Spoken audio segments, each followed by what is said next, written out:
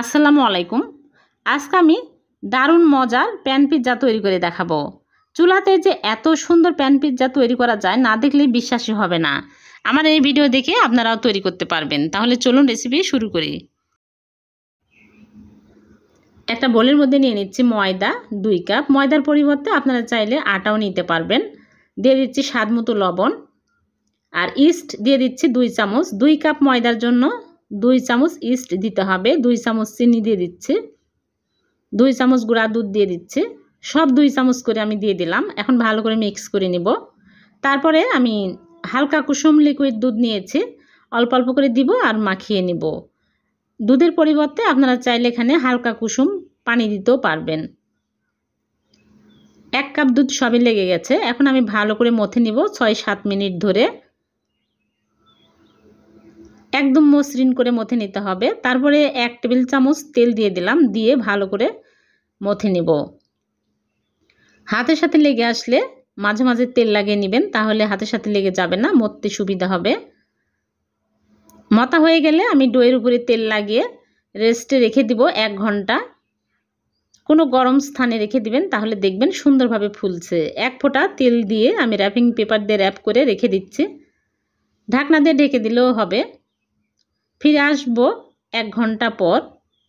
আর এদিকে আমি মুরগির মাংস নিয়েছি, হাড় ছাড়াই ছোটো ছোটো টুকরো করে কেটে ধুয়ে পরিষ্কার করে নিয়েছি। এখন আমি এর মধ্যে দিয়ে দিচ্ছি স্বাদ মতো লবণ, মরিচের গুঁড়া 1/2 চামচ, ঝাল বুঝে দিতে হবে, জিরার গুঁড়া, ধনিয়া গুঁড়া সব আমি সামান্য পরিমাণে দিয়ে দিচ্ছি, দারচিনির গুঁড়া, গোলমরিচের গুঁড়া, আর দিয়ে দিচ্ছি আদা রসুন বাটা 1 চামচ, আর 1 পিস লেবুর রস দিয়ে দিচ্ছি। দিয়ে সবগুলো একসাথে ভালো করে মাখিয়ে নেব।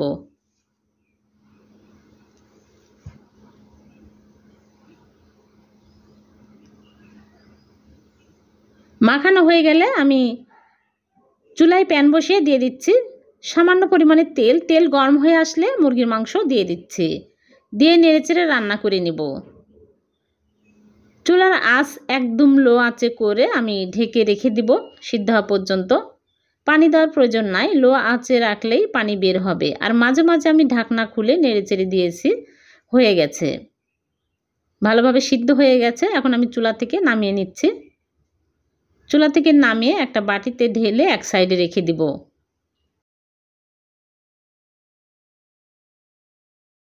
এদিকে ডোটা ফুলে ডবল হয়ে গেছে। এখন আমি বাতাস বের করে দেব। তারপরে আমি এরকম করে বল বানিয়ে নিচ্ছি।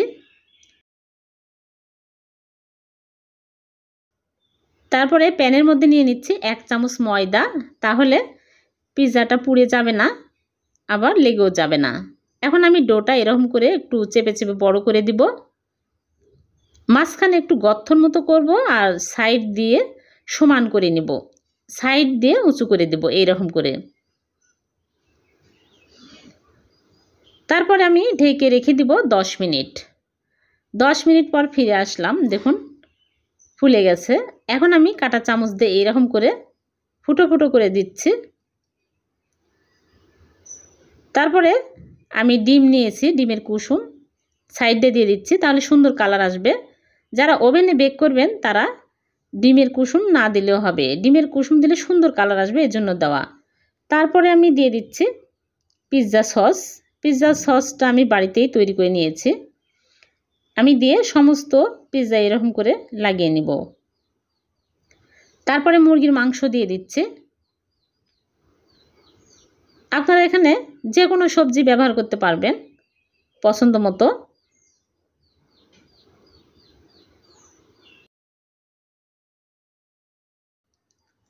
এখানে ক্যাপসিকাম নিয়েছি, ছোট ছোট টুকরো করে কেটে নিয়েছি, আর পেঁয়াজ নিয়েছি।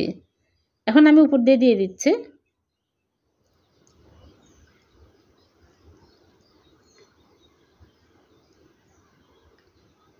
তারপরে আপনারা চাইলে এখানে অলিভ থাকলে অলিভও দিতে পারবেন।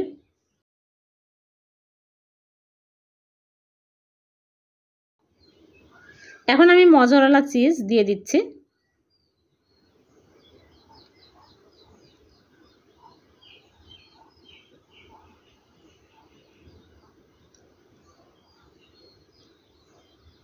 একটু বেশি করেই দিবেন, তাহলে খেতে ভালো লাগবে। এখন আমি চুলায় একটা তাওয়া বসিয়ে দিয়েছি, তাওয়াটা গরম হয়ে গেছে। এখন এই তাওয়ার উপরে আমি প্যানটা বসিয়ে দিচ্ছি, দিয়ে আমি মিডিয়াম আঁচে জাল করব 20 থেকে 25 মিনিট। দেখুন ফুলে একদম ঢাকনার সাথে লেগে গেছে। এখন আমি চুলা থেকে নামিয়ে আপনাদেরকে দেখাচ্ছি। দেখলেন তো কত সহজে হয়ে গেল চুলাতেই প্যান পিৎজা। চুলাতে যে এত সুন্দর প্যান পিৎজা তৈরি করা যায়, না দেখলে কিন্তু বিশ্বাসই হবে না। একদম ওভেনের মতোই কালার আসছে, আর খেতেও কিন্তু ভীষণ মজার। আমি এখন একটা নাইফ দিয়ে কেটে নিচ্ছি। পিৎজাটা অনেক মোটা হয়েছে, এজন্য কাটা যাচ্ছে না, এজন্য আমি নাইফ দিয়ে কেটে নিচ্ছি। খুবই মজার হয়েছে। ভালো লাগলে লাইক কমেন্টে বেশি বেশি শেয়ার করবেন। আবার দেখা হবে নতুন কোনো রেসিপিতে। সে পর্যন্ত ভালো থাকবেন। আল্লাহ।